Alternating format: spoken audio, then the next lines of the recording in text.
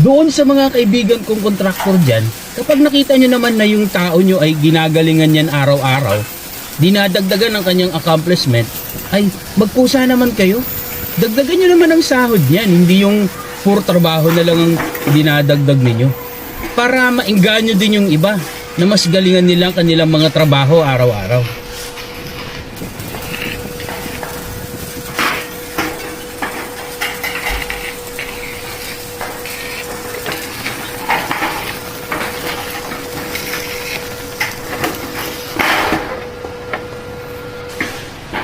Tanggol.